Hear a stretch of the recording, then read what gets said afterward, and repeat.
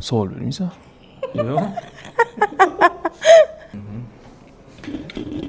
Savol bermang, gapiravering. Просто savol bermaysiz. Men bu просто gapirishim kerak. G'alati-yu.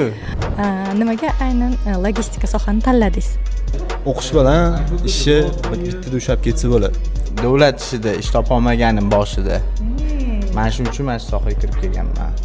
Bu ham tasodifan bo'lmagan, taksi qilib yurganman boshida. Bitta klient olib yurganimda u logistikada ishlardi. Shu bilan gaplashib qolib, keyin mana shu sohaga kirib qo'yganman. Birinchidan O'zbekistondagi ishni solishtiradigan bo'lsa, международный xalqaro ish bo'lgani uchun men shu sohani tanlaganman. Har xil millatdoshlar bilan ishlash qiziq bo'lgani uchun. Ish vaqti yaxshi bo'lgani uchun va tajribamni oshirish uchun. Потому что человек, который работает в сейфти-отделе, всегда высоко востребованный. И, конечно же, тут зарплата очень даже устраивает.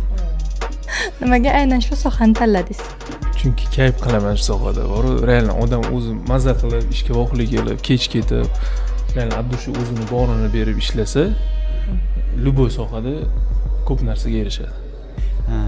Muammolarni tezda hal qilish va tezkor fikrlash ko'nikmalarini oshirishni talab qilish uchun shu sohani o'zimga mos deb o'ylayman, tanlagan.